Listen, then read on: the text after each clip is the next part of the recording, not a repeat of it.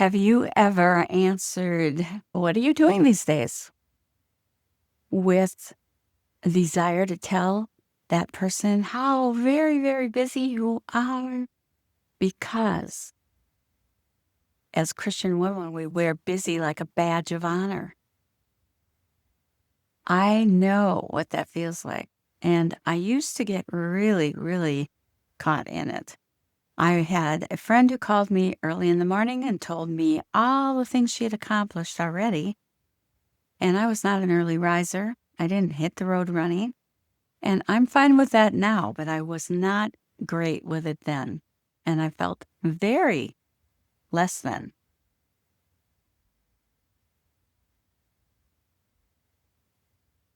I want to talk to you about perfectionism and performance pressure because it's so prevalent in Christian culture. And as a Christian woman who wants to achieve excellence and wants to hear "well done" at the end of your life, I know that you, like I have and sometimes still do, struggled with this. So let's talk about why and what we can do about it. I said that we often wear it like a badge of honor, don't we? So the first thing that we need to do is to be okay with resting, with stopping, and being okay with not having a long, well, unachievable list of things to do every day. That is discouraging, isn't it? And we are praised for serving hard, showing up, being reliable, and that's good. But we have to learn to say no. Very important to have boundaries. Say no so that you can say yes to the things that really are God's assignment for you. They really are what He wants you to do. But you have to sit at His feet and listen in order to know what those are. You have to be in the Word of God. And as you begin to change, you will begin realizing that your productivity doesn't measure your spiritual maturity. It doesn't prove that you are closer to Jesus because you are so busy. Serving Him doesn't mean that you know Him. It doesn't mean that you're in close fellowship with Him, right? We don't mean to strive. We don't mean to striving with our relationship with Christ, but we can't seem to stop. It takes practice. It takes conscious effort to do that. If you felt guilty for resting, I'm talking to you. And there are this is true, that certain personalities, certain genetic predispositions set you up for this. I want you also to think about, as a mom, if you're a Christian wife and mom, that you need to stop that cycle in your own parenting. You need to stop cultivating a sense in your children that they are never going to quite measure up, that they have to be busy every second of every day, fall into bed exhausted, and that they'll never achieve all the things on their to-do list and that they need to add more things. You need to back off. That is performance pressure. There are certain cultures, and the Christian culture, unfortunately, is one of them, that really escalates that. Your performance does not equal how close you are to the Lord. And I want you to have peace, okay? Is it possible to have peace? Yes. It's God's will for you to have peace. Don't compare your productivity or your spiritual life to anyone else's. I've said before that no two people have the same relationship as another two. Nobody on earth has the same relationship with God that you do because you are both different. Cultivate that relationship with Christ. It's very special and very unique. And peace does not have anything to do with your performance. That is not from God. So I want to talk about a shift, okay?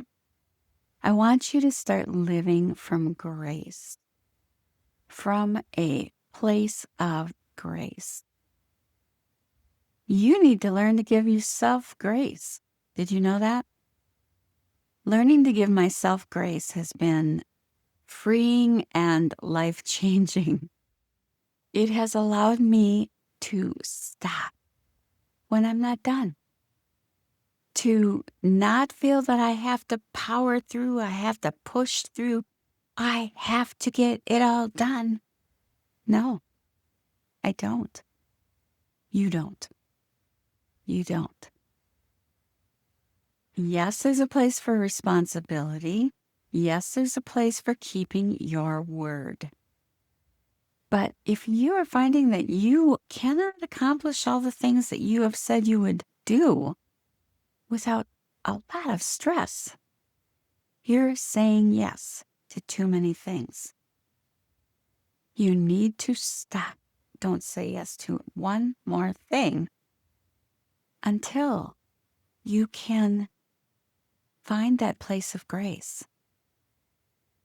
Until you know this is from the Lord. Then say with freedom. So what does it look like to be free from performance pressure? Well, it's a wonderful thing. It's a wonderful thing. As you get older, you don't care so much what other people think about you. It's a wonderful thing. There are still going to be people, even good friends, who are going to make you feel that you're less than unless you're just like them, or you're less than if you're not doing life just like they are. If you don't have an answer for that question that they ask that puts you on the spot and makes you feel like, I don't have an answer. It's okay. You are not made in their image. They don't have everything figured out. Probably that question they ask or the desire for you to measure up to their standards is because they feel inferior. I've learned that over the many years that I've lived. So what does being free from performance pressure look like? Well, it looks like doing your best, yes. But then letting God take care of the rest. You're never going to be perfect. And then letting go of the fear of being misunderstood. This is a big one, friend. I hate being misunderstood. I have realized over the years that I hate being falsely accused. Anybody else in that camp with me? I don't know why, but it's really one of my biggest problems is that I hate being falsely accused and misunderstood. But I have learned to accept it a little more graciously because Jesus was misunderstood and falsely accused a lot, all the time in ministry. All of his life, basically. You have to let go of the fear of being misunderstood. People are going to misunderstand.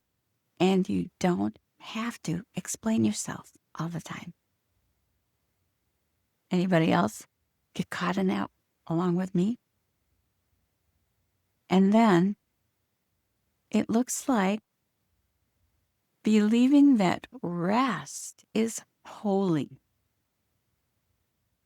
God rested on the seventh day after creating the whole earth and everything in it before sin came into the world. Our holy God rested. We are made in his image, and rest is holy. It's not lazy. There's a time for rest. And then it looks like trusting that God's timeline is better than your checklist.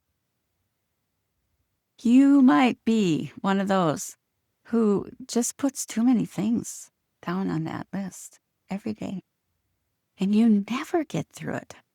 And you go to bed always feeling like I didn't do good enough. I didn't finish everything. Maybe what you need to do is learn to put less on your list. Your worth is not in how much you accomplish in a day. So if this has resonated with you, I invite you down below to click on the link and get my free 7 habits of high impact Christian women leaders. It's free. And then sign up for the waitlist for the Well Done Woman Academy and get in as soon as it opens up. This is Wendy Gunn.